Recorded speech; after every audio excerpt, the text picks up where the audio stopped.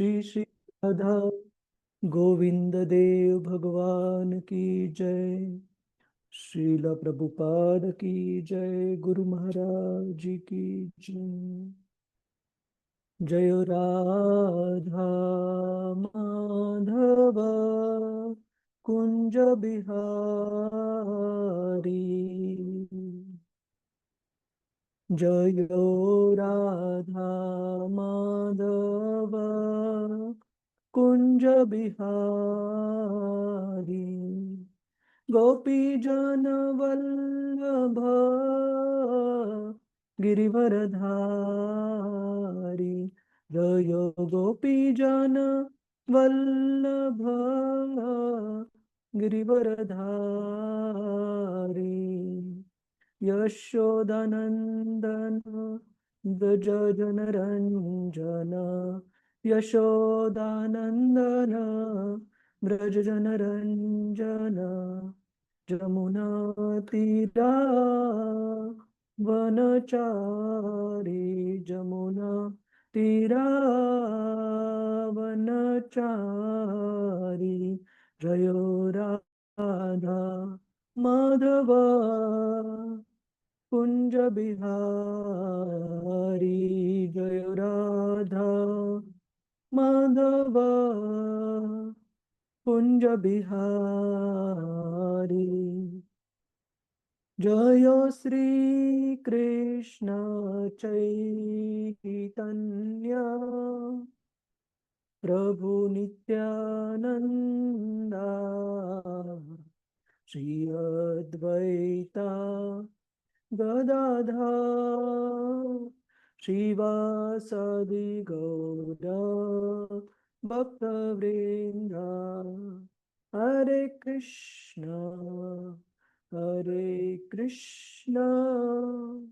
कृष्ण कृष्ण हरे हरे हरे राम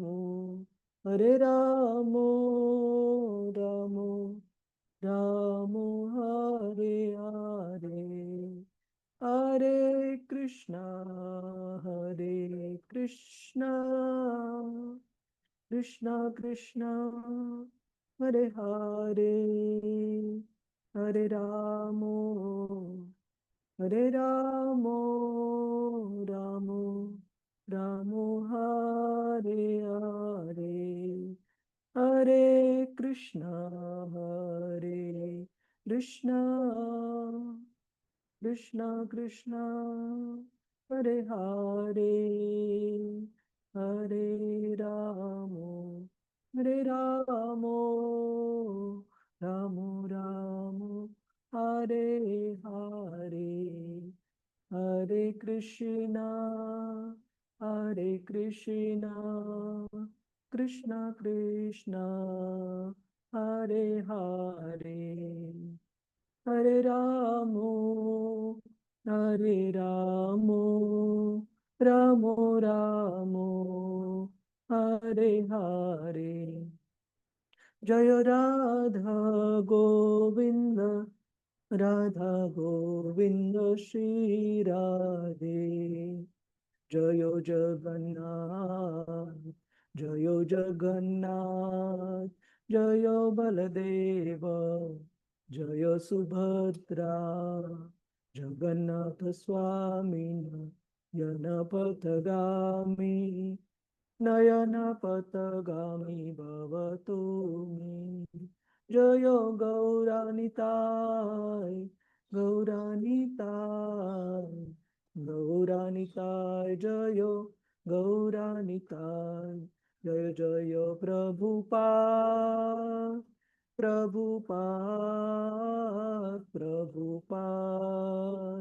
जय प्रभुपाद। जय गुरुदेव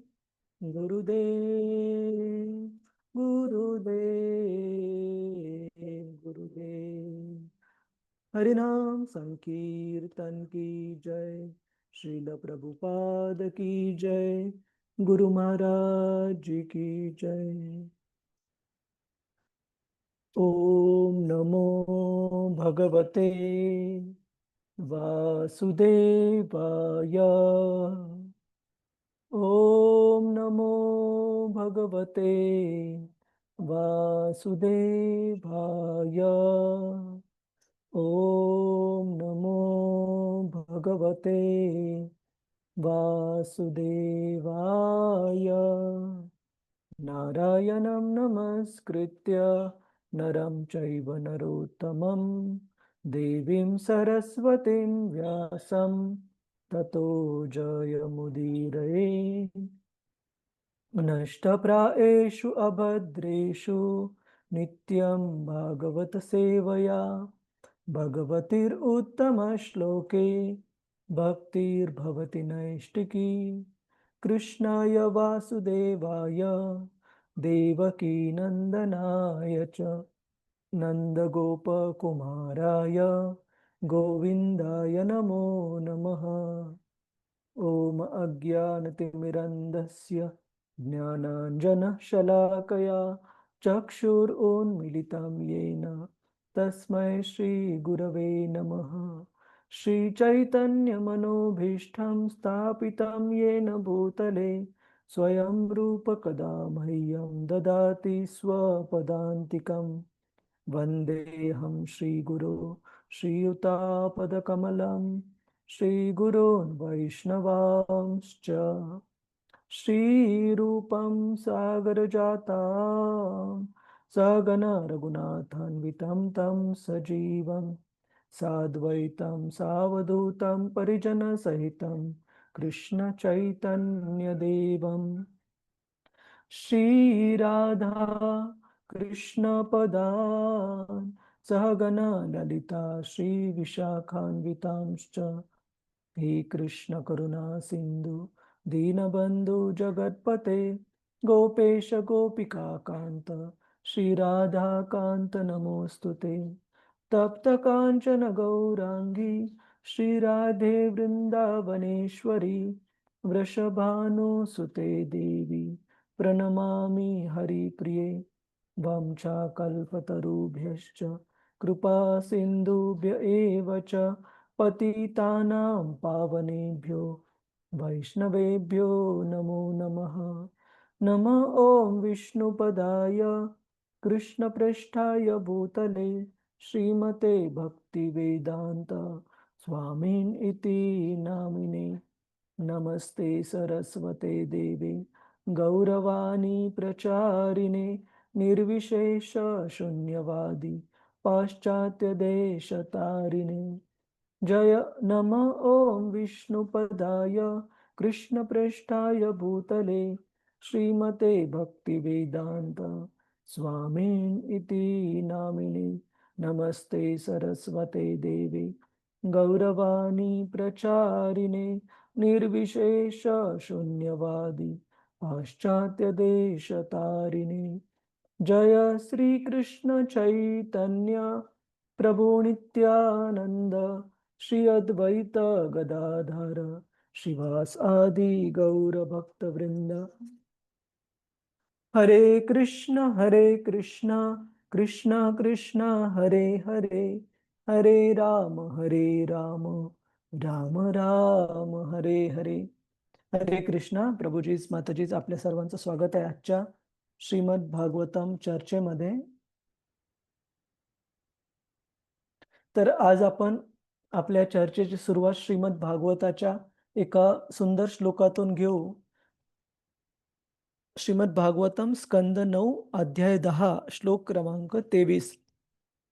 तर जसं की आपण पाहतो श्रीमद भागवतम याच्यामध्ये शुकदेव गोस्वामी यांनी भगवंतांच्या वेगवेगळ्या अवतारांची सूची दिली आहे आणि त्यांच्या कार्यांबद्दल त्यांचं यशोगानाबद्दल पण चर्चा आहे। आणि त्याच प्रकारे भगवंतांचे वेगवेगळे जे शुद्ध भक्त आहेत त्यांच्याबद्दल त्यांच्या जीवनाबद्दल सुंदर वर्णन आहे, जेणेकरून आपल्याला आपल्या भक्ती मार्गामध्ये प्रेरणा प्राप्त व्हावी। तर अशाच प्रकारे भगवंतांच्या वेगवेगळ्या अवतारांमध्ये प्रभू श्री रामचंद्रांच्या लीलांचं पण वर्णन आहे। 9व्या स्कंदामध्ये भगवंतांचं कृष्णांच्या लीलांचं वर्णन आहे। त्याच्या अगोदर आधीच्या स्कंदामध्ये प्रभू रामचंद्रांचं वर्णन आपल्याला पाहायला मिळतं। तर आपण हा एक श्लोक म्हणू आणि मग आजच्या चर्चेला सुरुवात करूया. तर जसं की आपल्याला माहिती आहे, आजचा दिवस दर्शवतो, की ज्या दिवशी प्रभू रामचंद्रांनी रावणावर विजय प्राप्त केला. असं सांगितलं जातं, की प्रभू रामचंद्रांच्या या जगामध्ये आविर्भूत होण्याचे जे वेगवेगळे कारणं होते, त्याच्यापैकी एक विशेष कारण होतं, देवतांनी केलेली प्रार्थना रावणापासून सुटका प्राप्त करून घेण्यासाठी, त्याच्या त्रासापासून सुटका प्राप्त करून घेण्यासाठी. तर प्रभू रामचंद्रांनी आपल्या येण्याचे जे वेगवेगळे कारणं आहेत, परित्राणाय साधूनां विनाशाय च दुष्कृतां धर्म संस्थापनार्थाय संभवामी युगे युगे, की जे असुर आहेत, जे की देवी-देवतांना, ऋषी-मुनींना त्रास देतात, छळ करतात.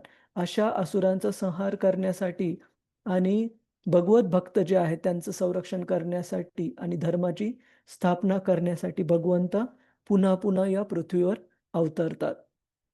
असं भगवंत भगवद्गीतेत 4थ्या अध्यायामध्ये सांगतात. तर आपण हा श्लोक एकदा म्हणू. कृपया आपण सर्वांनी म्हणण्याचा प्रयत्न करा. एवं क्षिपं धनुषि सन्दितमुत्ससर्ज एवं क्षिपं धनुषि सन्दितमुत्ससर्ज सन्दितमुत्ससर्ज बाणं सवज्रमिव तद्हृदयं बिभेद। बाणं स वज्रमिव वज्रमिवदद्य बिभेद।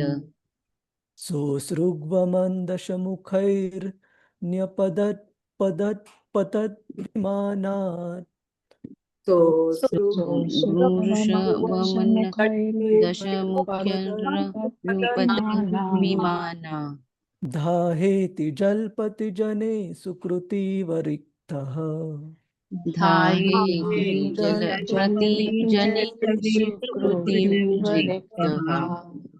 तर या श्लोकामध्ये सांगितलं आहे, की कशाप्रकारे खूप विस्तृत भागामध्ये वर्णन आहे 10व्या स्कंदामध्ये, पण त्याचा एक छोटासा श्लोक आपण पाहत आहोत, की कशाप्रकारे प्रभू रामचंद्रांनी रावणाला त्यांनी केलेल्या चुकांची जाणीव केल्यानंतर कशाप्रकारे प्रभू रामचंद्रांनी आपल्या धनुष्याला बाण जोडला आणि प्रभू रामचंद्रांच्या बाबतीत 3 गोष्टी सांगितल्या जातात, की त्यांनी दिलेला शब्द, त्यांनी सोडलेला बाण आणि अजून एक गोष्ट कुणाच्या लक्षात आहे का प्रभूजीच, माताजीच?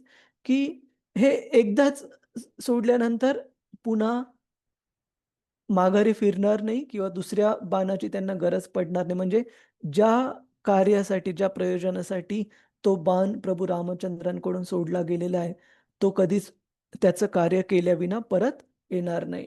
तर अशा आपल्या धनुष्याला प्रभू रामचंद्रांनी बाण जोडला आणि रावणाकडे निशाणा घेतला आणि तो बाण सोडल्यानंतर रावणाचं हृदय ज्या प्रकारे मोठे-मोठे डोंगर हे इंद्राच्या वज्राने हे मोडले जातात, त्याचप्रमाणे तो बाण रावणाच्या हृदयामध्ये जाऊन धडकला आणि हे पाहिल्यानंतर त्याचे जे सगळे अ, सैनिक वगैरे त्याच्या बाजूचे जे सर्व सैन्य होते, ते खूप मोठ्याने ओरडू लागले, रडू लागले, की "अरे रे! अरे रे! हे काय झालं? हे काय झालं?" आणि अशा प्रकारे रावण त्या ठिकाणी त्याच्या 10ही तोंडांमधून रक्त बाहेर पडू लागलं आणि तो खाली पडला त्याच्या विमानातून. ज्याप्रमाणे पुण्यकर्म संपल्यानंतर एखादा जो अ, पुण्यवान मनुष्य आहे, त्याचे पुण्यकर्म संपल्यानंतर तो कशाप्रकारे जे उच्च ग्रह आहेत, स्वर्गलोक, त्यामधून कशाप्रकारे त्याचं अधःपतन होतं, पृथ्वीलोकावर पुन्हा यावं लागतं. त्याचप्रमाणे रावण पण त्याच्या विमानातून पडला. तर अशा प्रकारे प्रभू रामचंद्रांच्या रावणावर प्राप्त केलेल्या विजयाबद्दल आज आपण शक्य होईल तेवढं स्मरण करायला पाहिजे, वाचायला पाहिजे आणि ऐकण्याचा पण प्रयत्न करायला पाहिजे. तर तुम्ही ज्यांना कोणाला शक्य आहे श्रीमद भागवतामधून किंवा रामायण जर असेल आपल्याकडे तर रामायणामधून पण हा प्रसंग वाचू शकता. तर अशा प्रकारे प्रभू रामचंद्रांना वंदन करून आज आपण आपली श्रीमद भागवताची चर्चा सुरू करू. तर आपण मागच्या वेळेस पाहिलेलं कशा प्रकारे शुकदेव गोस्वामी केवळ 16 वर्षांचं त्यांचं वय होतं. भौतिक स्तरावर जर पाहायला गेलं, पण आध्यात्मिक स्तरावर त्यांची भक्ती स्तरावर महती एवढी होती, की अशा साधू संतांच्या समूहामध्ये ज्या ठिकाणी श्रील व्यासदेव स्वतः उपस्थित होते, नारद मुनी स्वतः उपस्थित होते, शिवजी स्वतः उपस्थित होते आणि वेगवेगळ्या प्रकारचे भगवंतांचे अवतार जसं की परशुराम वगैरे ते पण उपस्थित होते.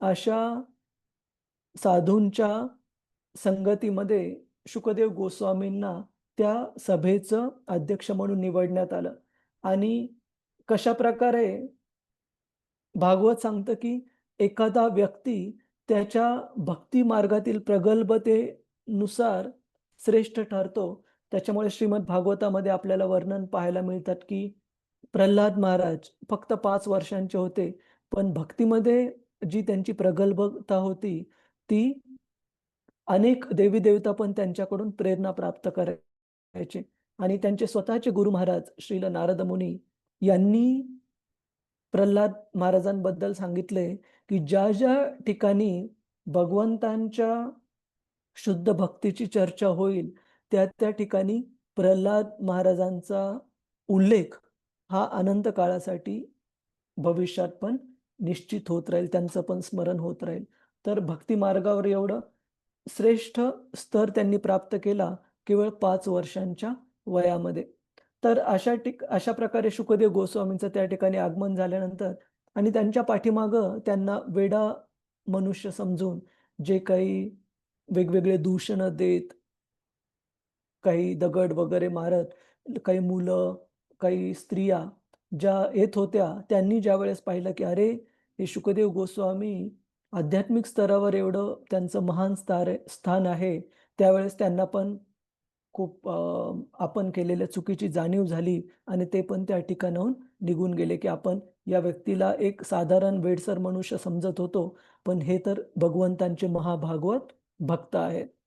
तर अशा प्रकारे शुकदेव गोस्वामींचं आगमन झाल्यानंतर परीक्षित महाराज कशाप्रकारे आपले प्रश्न शुकदेव गोस्वामींसमोर मांडतात आणि साधू संत कशाप्रकारे त्यांना विनंती करतात भगवंतांबद्दल चर्चा करण्यासाठी हे आपण येणाऱ्या श्लोकांमध्ये पाहूया.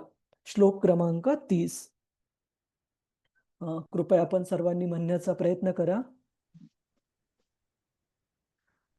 संवृतस्तत्र महान् महीयसा संवृतस्त्रमहिमसाम् ब्रह्मर्षि राजर्षि देवर्षि संगै ब्रह्मर्षि राजर्षि देवर्षि संगै व्यरोचतालं भगवान् यथेन्दुर् व्यरोचतालं भगवान् यथेन्दु ग्रहर्क्षतारानिकरैः परितः ग्रहर्षतारानिकरैः तर हा श्लोक आपण मागच्या वेळेस पाहिला होता, तरी एकदम संक्षिप्तमध्ये पाहू. तर याच्यामध्ये शुकदेव गोस्वामींचं वर्णन, त्यांची उपमा दिलेली त्यांना, की ज्या प्रकारे यथेन्दुर ग्रहर्क्षतारा निकरै परीतः, की ज्या प्रकारे इंदू म्हणजे चंद्र, ज्या प्रकारे चंद्र हा वेगवेगळ्या नक्षत्रांनी, तारकांनी वेढलेला असतो आणि ह्या सर्व नक्षत्रांमध्ये सर्वात शोभून उठून दिसतो चंद्र. त्या प्रकारे अशा महान साधू संतांच्या संगतीमध्ये शुकदेव गोस्वामी हे शोभून दिसत होते. कशा प्रकारचे साधू संत होते त्या ठिकाणी? ब्रह्मर्षी होते. ब्रह्मर्षी श्रील व्यासदेव, देवर्षी नारद, राजर्षी परीक्षित महाराज, अशा प्रकारे या सर्व महान भगवत भक्तांच्या संगतीमध्ये शुकदेव गोस्वामी हे शोभून दिसत होते. तर सर्वांनी त्यांना सन्मान प्रदान केला. श्लोक क्रमांक 31.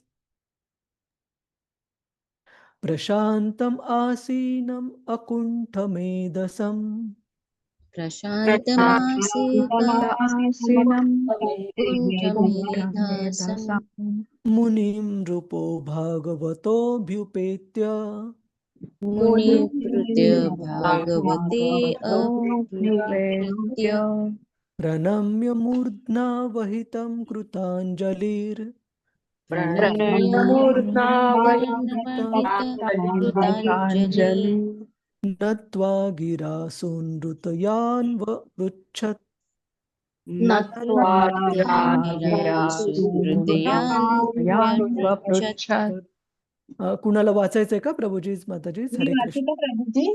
हा, मी वाच अलका माताजी. हरे कृष्ण. हरे कृष्ण प्रभूजी. हरे. श्री शुकदेव गोस्वामी पूर्णपणे स्वस्थचित्त होऊन बसलेले होते. कोणत्याही प्रश्नाचे निसंकोचपणे उत्तर देण्यासाठी ते समर्थ आणि सिद्ध होते. महान भगवत भक्त परीक्षित महाराज त्यांच्या समीप गेले. त्यांनी आदरपूर्वक नतमस्तक होऊन त्यांना प्रणाम केला आणि हात जोडून अत्यंत मधुर वाणीने त्यांना विचारले. तात्पर्य श्रील प्रभुपादजी द्वारा श्रील प्रभुपादजी की जय. गुरुवर्यांना आपली शंका विचारण्यासाठी परीक्षित महाराजांनी जे आचरण केले ते धर्मशास्त्रांच्या आज्ञांना पूर्णपणे अनुसरणारे होते. दिव्य ज्ञानाच्या प्राप्तीसाठी आपल्या आध्यात्मिक गुरुकडे जाताना प्रत्येकाने नम्रतेने गेले पाहिजे. परीक्षित महाराज आता मृत्यूला सामोरे जाण्यास सिद्ध होते आणि उरलेल्या 7 दिवसांच्या अल्पशा अवधीमध्ये त्यांना भगवंतांच्या धामात प्रवेश करण्याची प्रक्रिया जाणून घ्यायची होती. अशा महत्वाच्या विषयात कोणालाही आध्यात्मिक गुरुकडेच जावे लागते. आपल्या जीवनाचे प्रश्न सोडवण्याची इच्छा नसेल तर आध्यात्मिक गुरुकडे जाण्याची आवश्यकता काय? गुरुला प्रश्न कसे विचारावेत हे ज्याला कळत नाही त्यानेही गुरुकडे जाऊन काही लाभ नाही. आध्यात्मिक गुरुसाठी आवश्यक असणारे सर्व गुण श्री शुकदेव गोस्वामींच्या ठिकाणी परिपूर्ण रीतीने प्रकट होते. श्री शुकदेव गोस्वामी आणि परीक्षित महाराज या गुरु शिष्यांना भागवताच्या माध्यमाने परिपूर्णत्व मिळाले. श्री शुकदेव गोस्वामींनी भागवताचे अध्ययन आपले पिता श्री व्यासदेव यांच्याकडे केले खरे, परंतु त्यांना त्याचे गायन करण्याची संधी मिळाली नव्हती. परीक्षित महाराजांपुढे त्यांनी भागवताचे गायन केले आणि त्यांच्या सर्व प्रश्नांची उत्तरे अगदी विनासंकोच दिली. या प्रकारे गुरु आणि शिष्य असे दोघेही मुक्त झाले. श्रील प्रभुपादजी की जय. हरे कृष्ण प्रभूजी. हरे कृष्ण. धन्यवाद माताजी.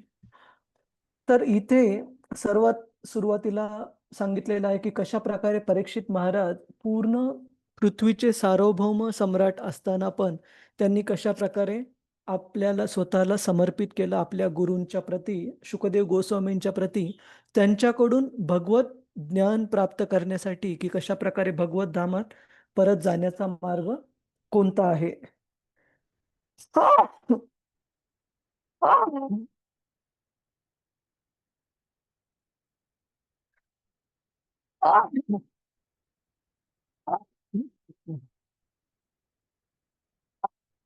हरे कृष्ण. माफ करा.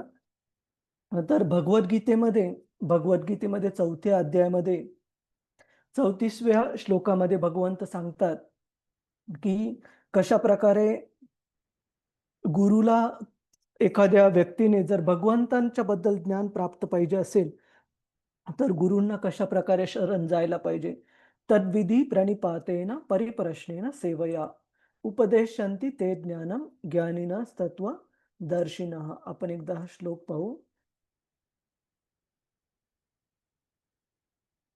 की याच्यामध्ये भगवंत सांगतात की जर अशा आध्यात्मिक गुरुकडून भगवत भक्तीचं जर ज्ञान प्राप्त करायचं असेल तर त्यांना अगोदर सेवा अर्पण करणं आवश्यक आहे आणि मग भगवंतांच्या भगवत भक्तीच्या ज्ञानाबद्दल नम्रतेने प्रश्न विचारणं आवश्यक आहे. जर कोणी एक अभिमानाच्या भावनेने आणि त्या गुरुचं ज्ञान तपासण्याच्या भावनेने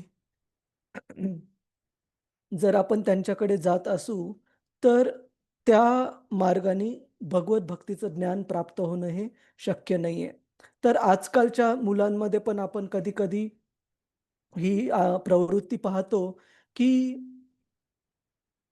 केवळ ज्ञान प्राप्त करण्यासाठी भौतिक विषयांचं वगैरे म्हणा गुरूंकडे कधी-कधी गेले गेले जातात. परंतु त्या गुरूंच्या प्रती जर मूलभूत आदर नसेल त्या विद्यार्थ्याच्या मनामध्ये, तर कशाप्रकारे त्या गुरुकडून ज्ञान प्राप्त होणार? विशेषतः हे तर झालं भौतिक विद्येसाठी.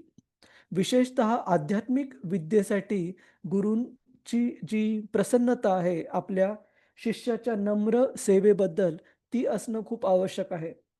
श्रील प्रभुपादजी उदाहरण देतात, की ज्या प्रकारे अ, मेडिकलचा जो अभ्यासक्रम असतो एम-बी-बी-एसचा वगैरे, तर त्याचे जर पुस्तकं पाहायला गेले आपण, तर बाजारामध्ये उपलब्ध आहेत पुस्तकं सर्व विषयांची.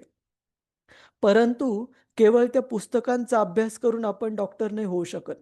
तर डॉक्टर होण्यासाठी ज्या पुस्तकांमधील दिलेल्या विषयांचा अभ्यास तर करावाच लागेल, परंतु त्याच्यासोबत जे प्रमाणित डॉक्टर आहेत, त्यांच्या हाताखाली अप्रेंटिसशिप करून म्हणजे काही दिवस, काही वर्ष, 1-2 वर्ष सराव करून मगच एखादा व्यक्ती व्यवस्थित स्वतः डॉक्टर, वैद्य होऊ शकतो. त्याचप्रमाणे आध्यात्मिक जीवनामध्ये पण आपल्याला जर भगवंतांचं ज्ञान प्राप्त करायचं असेल, तर नम्रपणे गुरूंच्या प्रती शरण जाऊन त्यांना सेवा अर्पण करणं आणि त्यांना प्रसन्न करून मग भगवत ज्ञान प्राप्त करणं हे आवश्यक आहे. अजून एक शास्त्रामध्ये एक श्लोक आहे, जे की श्रील प्रभुपादजी बऱ्याच वेळा कोट करायचे. सविज्ञानार्थ सविज्ञानार्थं तद्विज्ञानार्थं स गुरु एव अभिगच्छेत.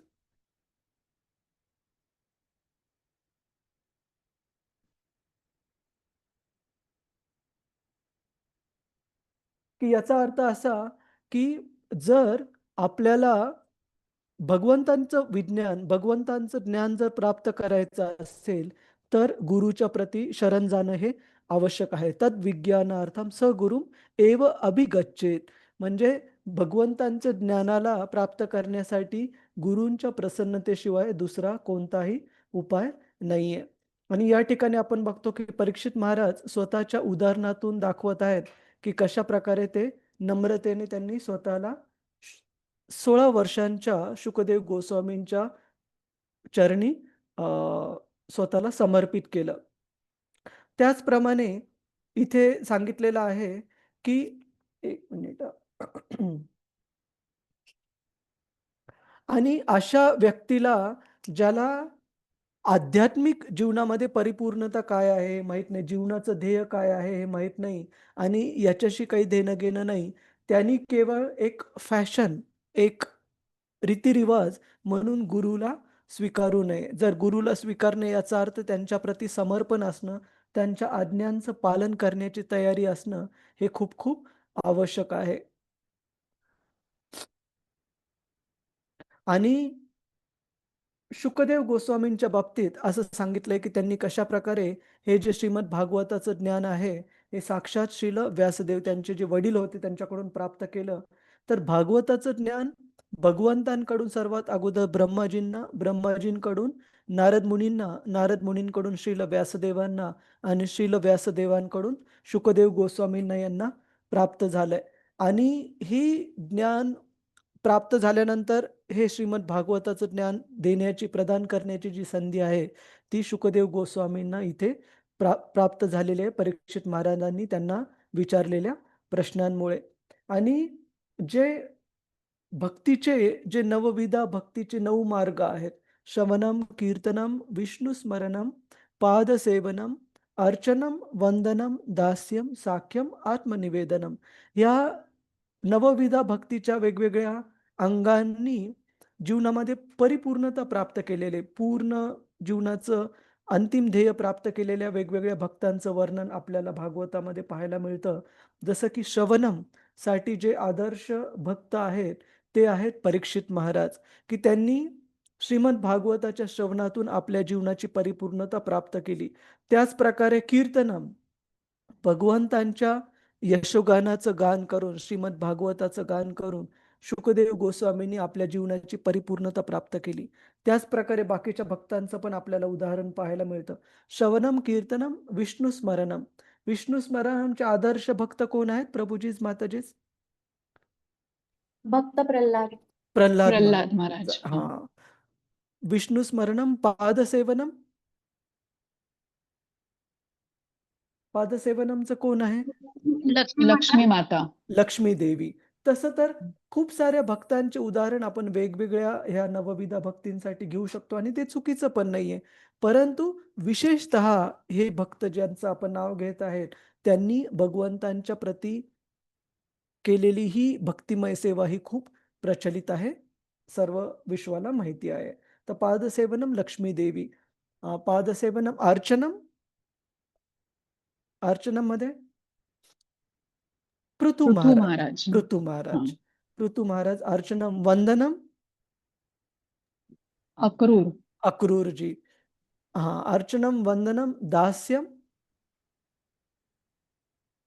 हनुमान जी. हनुमान हनुमान जी. जी. हाँ, हाँ, हाँ. अर्चनम वंदनम दास्यम साख्यम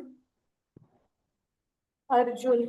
अर्जुन. अर्जुन. अर्जुन आहे, उद्धव आहे. उद्धव. हा. हाँ, आणि आत्मनिवेदनम बली बल महाराज. बली महाराज. आणि असे कोण भक्त आहेत ज्यांनी ह्या 9 अंगांनी पण भक्ती पूर्ण केली? राजा अमरीश. अमरीश महाराज. बरोबर आहे. तर खूप छान. तर या भक्तांच्या जीवनातून आपण पाहतो की कशा प्रकारे भक्तीचे जे 9 वेगवेगळे अंग आहेत त्या वेगवेगळ्या अंगांनी आपण भगवंतांच्या प्रती कशा प्रकारे सेवा अर्पण करू शकतो आणि ती सेवा अर्पण करून आपण आपल्या जीवनामध्ये परिपूर्णता प्राप्त करू शकतो या भक्तांचे आदर्श घेऊन. तर याच्यापैकी जे 2 सर्वात विशेष अंग आहेत श्रवणम आणि कीर्तनम, या अंगांचे जे खूप प्रचलित असे भक्त आहेत त्याच्यामध्ये आहेत श्रवणमसाठी परीक्षित महाराज आणि कीर्तनमसाठी शुकदेव गोस्वामी. तर इथे सांगितलंय श्री शुकदेव गोस्वामी आणि परीक्षित महाराज या गुरु शिष्यांना भागवताच्या माध्यमाने परिपूर्णत्व प्राप्त झाले. म्हणजे भागवताच्या श्रवणाने परीक्षित महाराजांना आणि भागवताच्या कथनाने शुकदेव गोस्वामींना परिपूर्णत्व प्राप्त झाले. आपण पुढे जाऊ. कुणाचा काही प्रश्न आहे का प्रभुजीज माताजीज? हरे कृष्ण. ठीक आहे. श्लोक क्रमांक 32. परीक्षित उवाच. परीक्षित वाच. उवाच. अहो अद्य वयं ब्रह्मन् अहो अद्य वयं ब्रह्मन् सत्सेव्या क्षत्रबन्धवः सत्सव्यक्षत्रबन्धनः कृपया तिथिरूपेण कृपया तिथिरूपेण भवद्भिस्तीर्थकाः कृतः. तीर्थकाः कृताः. कुणाला वाचायचंय का प्रभुजी माताजी? हरे कृष्ण. मी वाचू प्रभूजी? हा, क्षितिजा माताजी. रतिरूपा माताजी तुम्हाला वाचायचंय का पुढचा वाचा तुम्ही श्लोक? हरे कृष्ण. Okay okay Prabhuji. हरे कृष्ण. श्रीला प्रभुपाद की जय. परीक्षित महाराज म्हणाले, हे ब्राह्मण, तुम्ही येथे माझे अतिथी म्हणून उपस्थित झाला आहात आणि आपल्या कृपेने तुम्ही आम्हाला तीर्थस्थळाप्रमाणे पवित्र केले आहे. तुमच्याच कृपेने राजवर्गातील आम्ही अपात्र लोक भगवत भक्तांची सेवा करण्यास पात्र होत असतो. तात्पर्य: श्रीला शुकदेव गोस्वामींसारखे भक्त सत्पुरुष लौकिक सुख उपभोगात लिप्त असणाऱ्या श्रीमंतांपासून आणि राजे रजवाड्यांपासून दूर राहतात.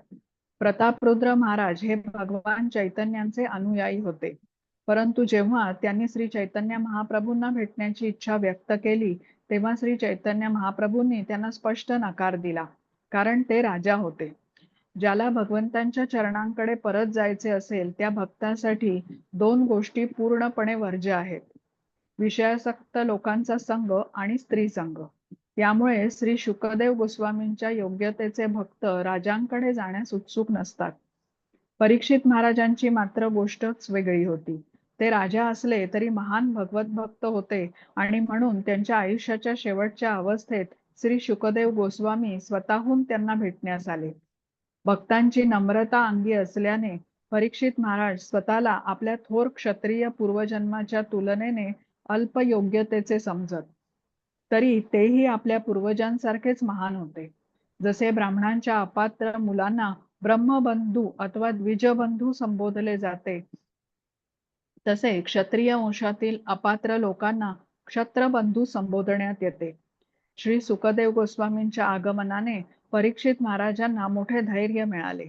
ज्यांच्या अस्तित्वाने कोणत्याही स्थानाला तीर्थत्व प्राप्त होते, अशा या महान संतांच्या उपस्थितीने आपण पावन झालो असे त्यांना वाटले.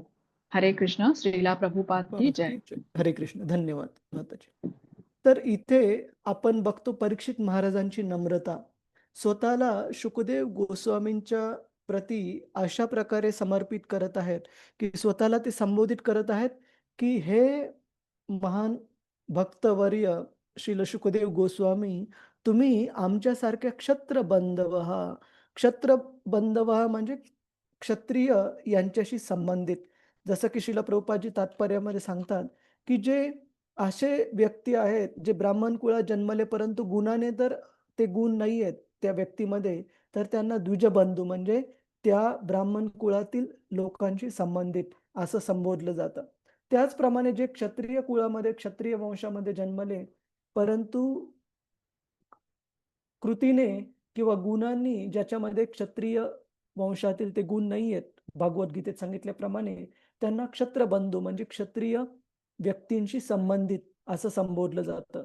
तर परीक्षित महाराज स्वतःला क्षत्रबंधू म्हणून संबोधित करत आहेत की माझी ती पात्रता नाहीये. महान पांडवांच्या कुळामध्ये जरी माझा जन्म झालेला असेल तरी ते महान होते भगवत भक्तीच्या मार्गामध्ये, परंतु मी केवळ त्यांच्याशी संबंधित आहे, परंतु एक साधारण पतित व्यक्ती आहे. अशा प्रकारे ते स्वतःला समर्पित करत आहेत आपल्या गुरूंच्या प्रती आणि आपली कृतज्ञतेची भावना व्यक्त करत आहेत. शुकदेव गोस्वामींच्या बाबतीमध्ये भागवत सांगतं की परीक्षित महाराजांना धैर्य प्राप्त झालं शुकदेव गोस्वामींचा तिथे आगमन झाल्याने, की यांच्याकडून जर मी भगवत कथा व्यवस्थित ऐकली तर मला ह्या राहिलेल्या 7 दिवसांमध्ये पण जीवनाची परिपूर्णता प्राप्त होईल.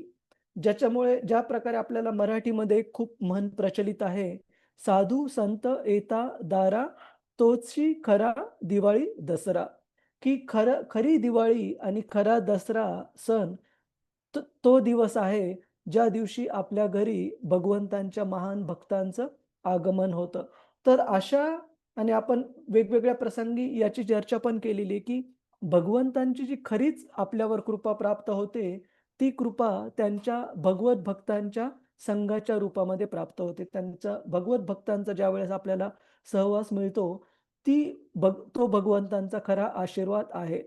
तर अशा प्रकारे भागवत सांगते की केवळ आणि केवळ भगवंतांनी आपले विशेष भक्त परीक्षित महाराज यांच्यावर आपली कृपा दाखवण्यासाठी तिथे शुकदेव गोस्वामींना पाठवलं. त्यांच्याकडून श्रीमद भागवताचं कथन होऊ शकेल आणि परीक्षित महाराज आणि बाकीच्या सर्व साधू संतांचं तिथे जीवन परिपूर्ण होईल, आपल्या सर्वांचं जीवन परिपूर्ण होईल. त्याच्यामुळे इथे भागवत सांगतं, कृपया अतिथी रूपेण भवद्भीर तीर्थ का कृता, की हे शुकदेव गोस्वामी केवळ आणि केवळ त्यांच्या उपस्थितीमुळे, त्यांच्या तिथे येण्यामुळे ती जी जागा आहे शुकतल, ती एक पवित्र तीर्थस्थळ झाली. याच्याबद्दल पण आपण एक श्लोक बऱ्याचदा पाहिलेला आहे, तीर्थम कुर्वन्ति तीर्थानी, की जे वेगवेगळे तीर्थक्षेत्र आहेत ते पण पवित्र होतात, पावन होतात त्या ठिकाणी भगवत भक्तांच्या जाण्यामुळे, भगवत भक्तांच्या उपस्थितीमुळे. तर अशा प्रकारे परीक्षित महाराज आपली कृतज्ञता व्यक्त करत आहेत. आणि इथे सांगितलंय की प्रतापरुद्र महाराजांचं उदाहरण सांगितलंय की कशा प्रकारे चैतन्य महाप्रभूंनी आपल्या स्वतःच्या उदाहरणातून जगाला दाखवलं की जे भगवत भक्त असतात ते विशेषतः जे रजोगुणात तमोगुणात व्यस्त असे जे लोक आहेत, विशेषतः राजघराण्यातले लोक, का कारण भौतिक विषयामध्ये भोग करण्यामध्ये त्यांची प्रवृत्ती असते. अशा लोकांपासून 4 हात अंतर राखून ठेवतात भगवंतांचे महान भक्त. आणि प्रभुपाद उदाहरण देत आहेत कशा प्रकारे चैतन्य महाप्रभूंना भेटण्याची महाराज प्रतापरुद्र जे की ओरिसाचे सम्राट होते, त्यांची खूप इच्छा होती. परंतु चैतन्य महाप्रभूंनी सुरुवातीला त्यांची परीक्षा घेण्यासाठी, त्यांना भेटण्यासाठी नकार दिला. कशामुळे? हे सांगून, की कशाप्रकारे राजे, महाराजे जे राजघराण्यातील लोक आहेत, ते भौतिक विषयाच्या भोगामध्ये गुंतलेले असल्यामुळे त्यांच्याशी संग करणं चैतन्य महाप्रभू म्हणतात, की विष पिण्यापेक्षा जास्त धोकादायक आहे. का? कारण विष पिल्याने केवळ आपलं भौतिक शरीर नष्ट होईल, मृत्यू होईल. परंतु अशा भौतिकवादी लोकांचा संग केल्याने जन्मांतरापासून आपण जे आपलं भक्तीचं रोप वाढवण्याचा प्रयत्न करत आहोत, त्या भक्ती मार्गापासून आपण दूर ओढल्या जाऊ, जर आपण विषयी लोकांचा संग प्राप्त केला. त्याच्यामुळे अशा 2 लोकांपासून विशेषतः दूर राहणं खूप आवश्यक आहे भगवत भक्तांना, जे भौतिक विषय भोगामध्ये खूप रमलेले आहेत, गुंतलेले आहेत. आणि स्त्री संग तर कृपया सर्व माताजींनी असा नका विचार करू, की भागवत असू किंवा बाकीचे ग्रंथ असू, ते स्त्री-पुरुष यांच्या बाबतीमध्ये भेद करत आहेत का, भेदाभेद करत आहेत का? तर आपण जर स्वतःला स्त्री किंवा पुरुष असं जर समजलं, तर कदाचित हो.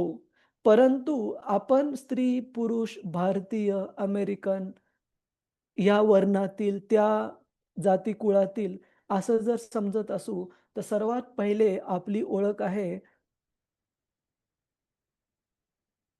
अ, जीवेर स्वरूप होय कृष्णेर नित्यदास, की एका जीवाची, एका व्यक्तीची जी शाश्वत ओळख आहे, शाश्वत जी आयडेंटिटी आहे, ती आहे भगवंतांचे नित्य दास असणं. आणि जे काही आपण हे शरीर धारण केलेलं आहे. भारतीय असू, गोरे असू, काळे असू, एका वर्णातील असू, एका जाती-कुळातील असू, दुसऱ्या जाती-कुळातील असू. हे सगळं ज्या प्रकारे आपण हा पोशाख, ड्रेस धारण केलेला आहे, त्याच प्रकारे हे सर्व उपमा, ह्या सर्व उपाधी पण आपण काही तात्पुरत्या धारण केलेल्या आहेत. आपल्यापैकी कुणी सांगू शकत नाही, की पुढचा जन्म आपल्याला कोणत्या कुळामध्ये मिळेल किंवा कोणत्या देशामध्ये मिळेल, जर आपण भगवत धामामध्ये परतलो नाहीत तर. त्याच्यामुळे व्यक्तीने स्वतःला भगवंतांच्या दास अनुदास या रूपामध्ये जर समजून घेतलं, तर आपल्याला ह्या वेगवेगळ्या प्रकारचे भेद जे शास्त्रात सांगितलेले आहेत, ते विशेषतः इंद्रिय विलासी, विषय भोगात जे रमलेले लोक आहेत, त्यांच्यासाठी सांगितलेले आहेत. तर ज्यांना भगवत भक्तीमध्ये प्रगती करायची आहे, भगवत धामाला प्राप्त करायचं आहे, अशा लोकांनी या अशा 2 प्रकारच्या लोकांचा सहवास हा टाळायला पाहिजे. एक म्हणजे भौतिक विषयासक्त लोक आणि दुसरे आहेत जे त्याच इंद्रिय भोगामध्ये रमलेले आणि स्त्री संगात रमलेले अशा प्रकारचे लोक, यांची संगत आपण टाळायला पाहिजे. आपण पुढे जाऊ. कुणाचा काही प्रश्न आहे का प्रभुजीज, माताजीज? हरे कृष्ण. ठीक आहे. श्लोक क्रमांक 33.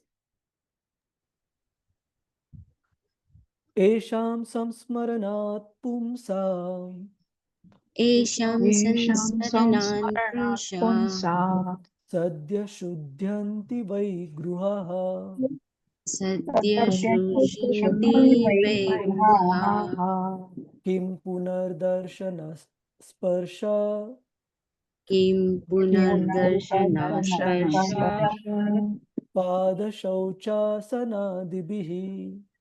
पादशौचासनादिभिः. रतिरूपा माताजी, हरे कृष्ण.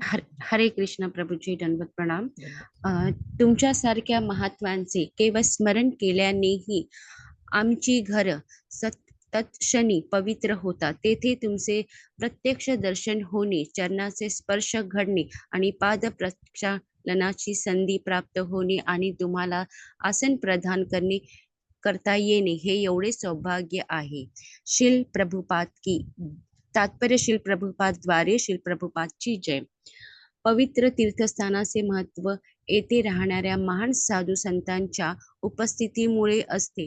असे म्हणतात की पापी माणसे पुण्यक्षेत्री जातात आणि आपले पापे तेथे सोडून येतात, परंतु तेथील महान संतांची उपस्थिती त्या संचित पापांचे शालन करून टाकणे. अशा रीतीने भगवत भक्तांच्या आणि साधू संतांच्या कृपेने ती क्षेत्रे निरंतर पवित्र राहतात. असे संत जर कधी प्रपंचांच्या घरी आले तरी त्या प्रपंच सुखे भोगणाऱ्यांचीही सर्व पापे धुतली जातात. त्यामुळे या पुण्यशील संतांना अशा प्रापंचकांकडे जाताना स्वतःचा काही स्वार्थ नसतो. या प्रापंचकांची घरे पवित्र करणे एवढेच केवळ त्यांचे उद्दिष्ट असते. त्यामुळे असे साधू संत जेव्हा घरी येतात तेव्हा गृहस्थ आश्रमातील लोकांनी त्यांचे ऋणी राहिले पाहिजे. अशा साधू संतांचा अवमान करणारा गृहस्थ मोठाच अपराधी होय. त्यामुळे त्यांचे प्रायश्चित्त सांगितले आहे की जो गृहस्थ श्रमी साधू संतांना पाहून नम्रपणे मस्तक नमवित नाही त्यांनी आपला तो घोर अपराध धुवून काढण्यासाठी त्वरित त्याच दिवशी पूर्ण उपोषण केले पाहिजे. हरे कृष्णा. प्रभूजी दंडवत प्रणाम. श्रील प्रभुपाद की जय. हरे कृष्ण. धन्यवाद माताजी. तर इथे सांगितलंय की कशा प्रकारे असे साधू संत पहिल्या स्कंदाच्या सुरुवातीला पण शुकदेव गोस्वामींच्या बाबतीत आपल्याला पाहायला मिळतं की अशा प्रकारचे साधू संत गृहस्थांच्या वेगवेगळ्या घरी जातात.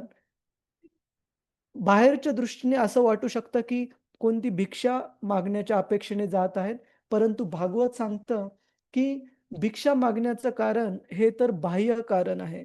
खरं कारण आहे अशा प्रापंचिक सुखामध्ये मग्न असलेल्या गृहस्थांना आध्यात्मिक ज्ञान देण्यासाठी, त्यांना भक्ती मार्गाचं ज्ञान देण्यासाठी असे साधू संत अशा गृहस्थांच्या घरी जातात.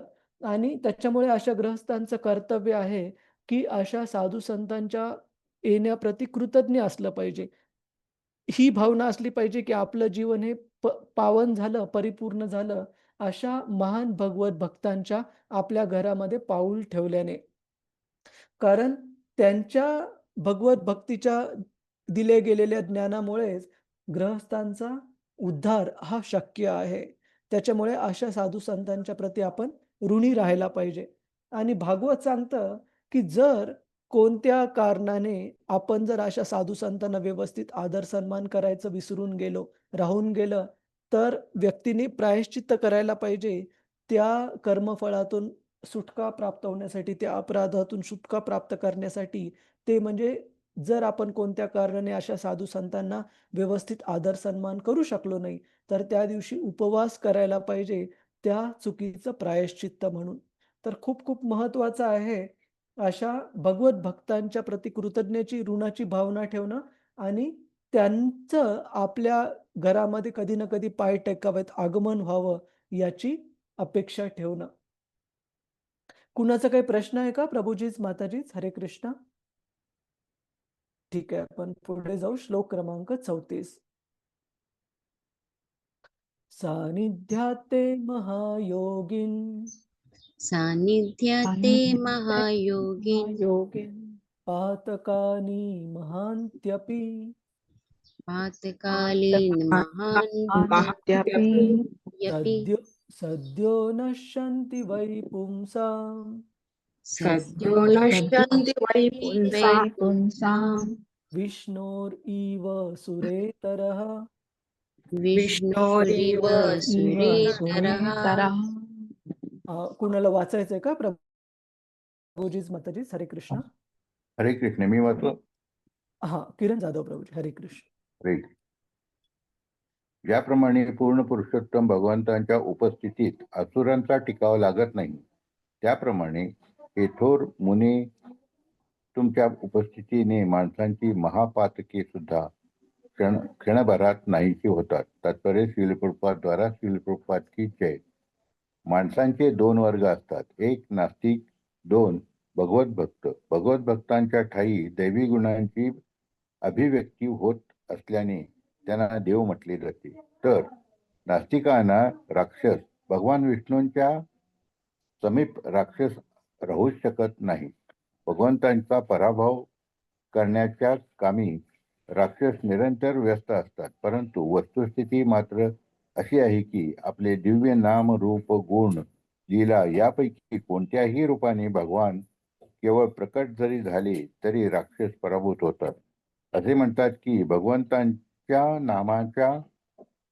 नामांच्या उच्चारणाने पिशाचे दूर पळून जातात. मोठमोठे संत आणि भक्त हे भगवंतांच्या साज सामग्रीतच जातात. त्यामुळे एखादा संत उपस्थित झाला की तेथील भूतांसारखी असलेली पापे पराभूत होतात.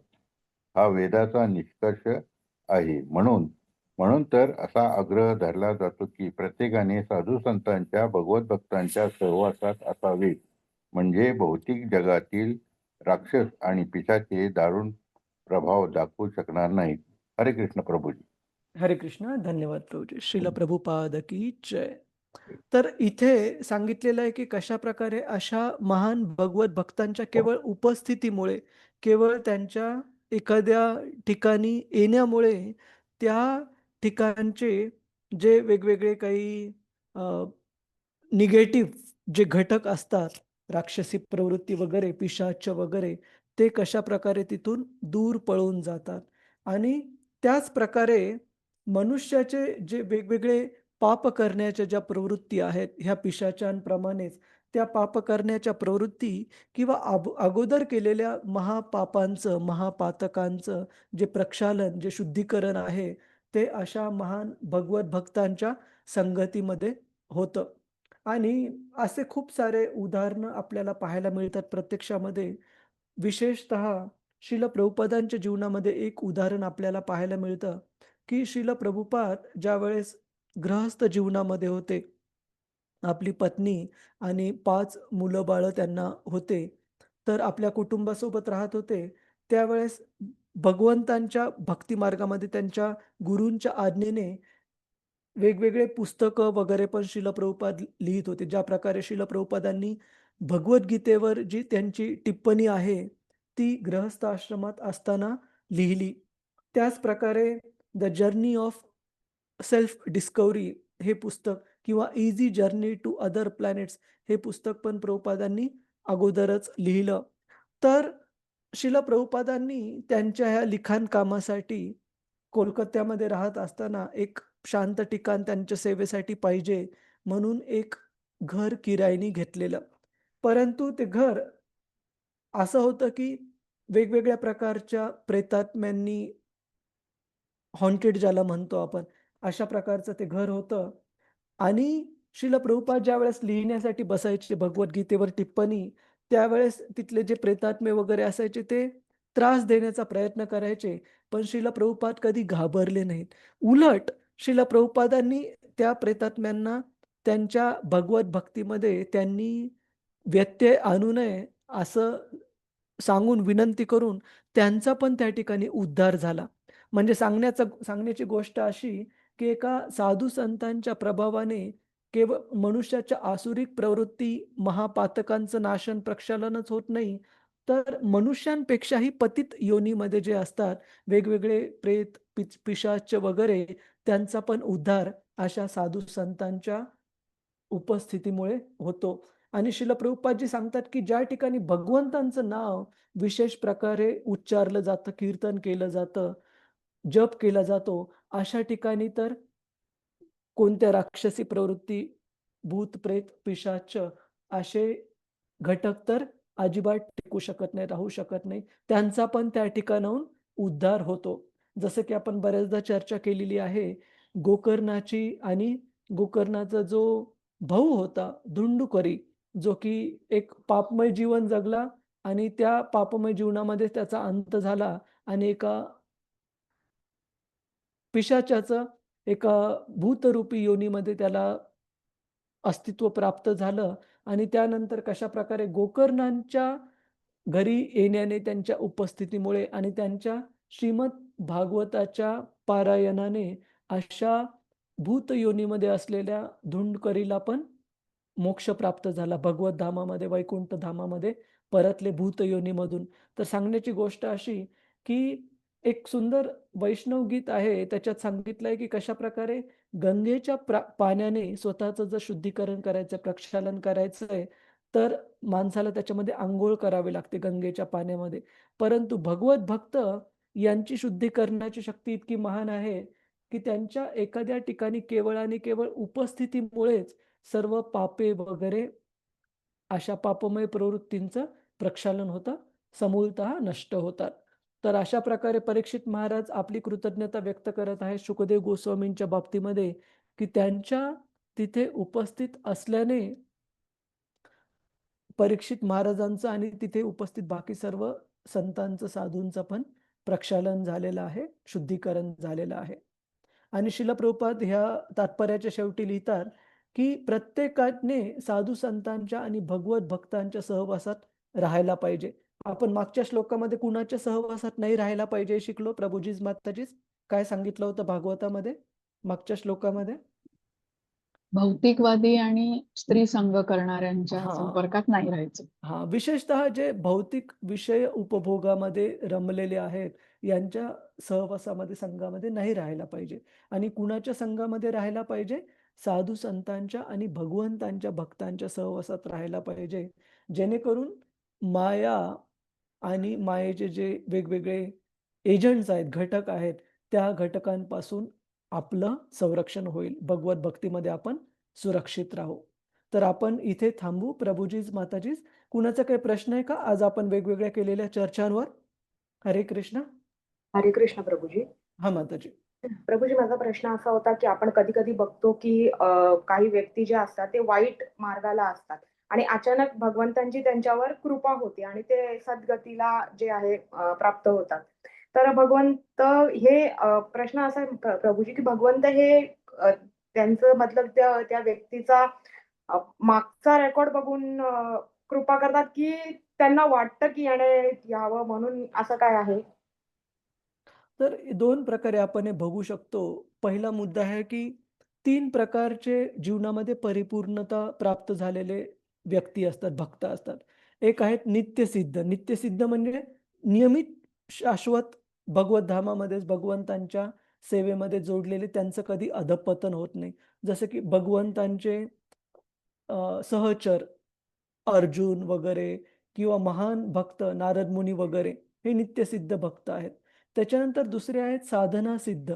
साधना सिद्ध म्हणजे जे की अगोदर पतित अवस्थेमध्ये होते, परंतु भगवत भक्तीच्या नियमांचं पालन करून त्यांनी आपल्या जीवनामध्ये परिपूर्णता प्राप्त केली आहे. त्यांना साधना सिद्ध म्हटलं जातं. आणि तिसरे आहेत कृपा सिद्ध, जी की तुम्ही सांगितलेली कॅटेगरी, की जिथे तो व्यक्ती तर पापी आहे, परंतु भगवंतांकडून प्राप्त झालेल्या विशेष कृपेच्या आधारे तो व्यक्ती परिपूर्णतेला प्राप्त केलेला आहे त्याने. तर आपण कोणत्या गटामध्ये मोडतो किंवा मोडायला पाहिजे? तर आपण साधना मार्गाचा अवलंबन करण्याचा, पालन करण्याचा प्रयत्न करत आहोत, जेणेकरून आपल्याला जीवनामध्ये परिपूर्णता प्राप्त व्हावी. मग कुणी म्हणेल, की कृपा सिद्ध का नको? उदाहरणार्थ लोकं उदाहरण देतात. उदाहरणार्थ अजामेलचं उदाहरण घ्या, की पूर्ण जीवनामध्ये पापी कृत्य वगैरे केले, परंतु शेवटी नारायणाचं नाव घेतलं आणि यमलोकात जाण्यापासून वाचला. यमलोकात जाण्याची गरज नाही पडली. परंतु हे आपण असं समजलं पाहिजे, की उदाहरणार्थ कधी-कधी आपल्याला कोणत्या कमर्शियल प्रॉडक्ट जे आपण घरी घेतो, त्याच्यामध्ये काही स्कीम येते. उदाहरणार्थ कधी सर्फ एक्सेलचं ॲडव्हर्टाइज येते, की तुम्ही हे घ्या आणि याच्यामध्ये तुम्हाला हे चांदीचं नाणं सापडेल. तर मग आपण हे गृहीत धरू शकतो का माताजी, की चला मला चांदीच्या नाण्याची गरज आहे, तर मी सर्फ एक्सेल आणेल. तर आणू शकतं, कदाचित सापडेलही, पण शक्यता किती आहे? लाखोंमध्ये 1 शक्यता आहे. बरोबर आहे का नाही? बाकीच्यांसाठी जर ते चांदीचं नाणं घ्यायचं, तर त्यांना पैसे खिशातून खर्च करून विकत घेणं आवश्यक आहे.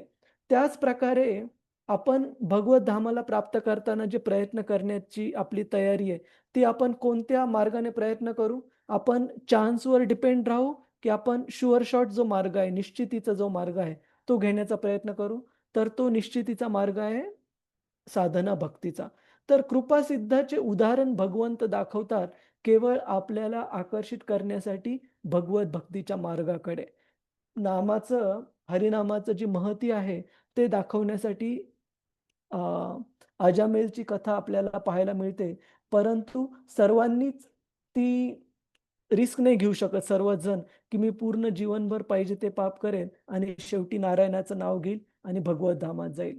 इवन अजामेलच्या बाबतीमध्ये पण असं पाहतो, की नारायणाचं नाव घेतल्याने लगेच काही भगवत धामात परत परत गेला नाही तो. अगोदर फक्त त्याचं यमदूतांपासून संरक्षण झालं. पृथ्वीवर पुन्हा राहण्याची संधी मिळाली. त्याच्यामुळे त्याला सेकंड चान्स म्हणतात. आणि 20 वर्ष हरिद्वारमध्ये जाऊन विष्णू मंदिरामध्ये भगवत भक्तांच्या सहवासामध्ये राहून भक्ती केली. त्यावेळेस त्याला नंतर भगवत धाम प्राप्त झालं. तर सांगण्याचा हेतू हा, की आपण आपली तयारी करताना आपण फुल प्रूफ म्हणजे पूर्ण फुल प्रूफला आपण मराठीमध्ये काय म्हणतो प्रभुजीज, माताजीज? हरे कृष्ण. सर्वांना हा शब्द माहिती आहे फुल प्रूफ? म्हणजे निश्चितीचा मार्ग आपण स्वीकारतो भगवत धामात जाण्याच्या तयारीसाठी. परंतु त्याच वेळेला काही-काही असे पण भक्त आहेत, ज्यांना कृपासिद्ध म्हणजे लॉटरी लागली आणि थोड्याच याच्यामध्ये भगवत धामात जाण्यास मिळालं. ठीक आहे का माताजी? संजना माताजी? हो, हो, हो प्रभूजी. हो प्रभूजी. धन्यवाद. हरे है ना? कृष्ण. हरे कृष्ण, हरे कृष्ण. म्हणजे त्यांच्याकडून आपण प्रेरणा घेऊ शकतो, की किती छान भगवंतांची कृपा त्यांना प्राप्त झाली. परंतु आपल्या तयारीसाठी आपली तयारी कशी असली पाहिजे, की या जीवनामध्ये भगवत धामात जाण्यासाठी गेलंच पाहिजे आपण. अशा प्रकारची तयारी असली पाहिजे. आपण चांदीचं नाणं घ्यायचंय, तर आपण ते पैसे तयार ठेवू. आपण चान्सवर डिपेंड नाही राहणार, की मी पण सर्फ एक्सेलचं सॅशे घेईल आणि कदाचित मला त्याच्यामध्ये चांदीचं नाणं प्राप्त होईल. ठीक आहे? हो हरे प्रभू. हो हरे प्रभूजी. हरे कृष्ण, कृष्ण. हरे कृष्ण. हरे अजून कृष्ण कोणाचं प्रभू. काय प्रश्न? हरे कृष्ण. येस प्रभूजी. यालाच जोडून माझी शंका म्हणजे आता जे आपले सध्याचं जे कलियुगातले हे जे वातावरण आहे किंवा राजकारणी किंवा इतर लोक समाजामध्ये जो भ्रष्टाचार वगैरे चाललाय, जे भ्रष्टाचार करतायत ते मात्र अगदी देवाला न चुकता हे देणं किंवा देवाशी अगदी संपर्कात नेहमी असतात. म्हणजे अगदी वल्कली पैलून जाऊन सुद्धा ते गुहेत वगैरे राहून येत आहेत काही काही लोक. हो, तर हो. अशा लोकांवर कृपा हे होणार का? सी भगवंतांची कृपा कशी प्राप्त होते, हे समजून घेणं खूप आवश्यक आहे. बऱ्याचदा मी तर नेहमी सांगतो, की लोकांचा असा गैरसमज असतो, की भौतिक संपन्नता, संपदा म्हणजे भगवत कृपा. तर हे नाहीये. भगवत कृपा म्हणजे भगवत भक्तांचा संग आणि भगवंतांच्या भक्ती मार्गामध्ये प्राप्त होणारी रुची. जसं की हरिनामामध्ये प्राप्त होणारी रुची, भगवंतांबद्दल ऐकण्यामध्ये प्राप्त होणारी रुची. तर हे आपण आपली प्रेरणा असणं आवश्यक आहे. राहिला प्रश्न या भौतिक जगातल्या बाकीच्या काही-काही व्यक्तींचा, ज्यांचं तुम्ही सांगितलं, की भौ सामाजिक कार्यामध्ये गुंतलेले आहेत, भौतिक कार्यामध्ये गुंतलेले आहेत. तर यांना भगवत कृपा प्राप्त होत आहे का? तर याचं उत्तर हो पण असू शकतं, नाही पण असू शकतं. भगवंतांना आणि त्या व्यक्तींनाच माहिती. आपण त्यांना जज करणं हे बरोबर नाहीये. परंतु एक गोष्ट निश्चित आहे, शास्त्रात सांगितली, की जर समाजाचा नेता हा जर धर्म मार्गाचं पालन करत असेल, तर त्या प्रजेने केलेले जे पुण्यकर्म आहेत, त्याच्या 1/6 म्हणजे जवळपास 16% जे चांगले कर्मफळ आहेत, ते त्या व्यक्तीला बाय डिफॉल्ट प्राप्त बरोबर. होतात.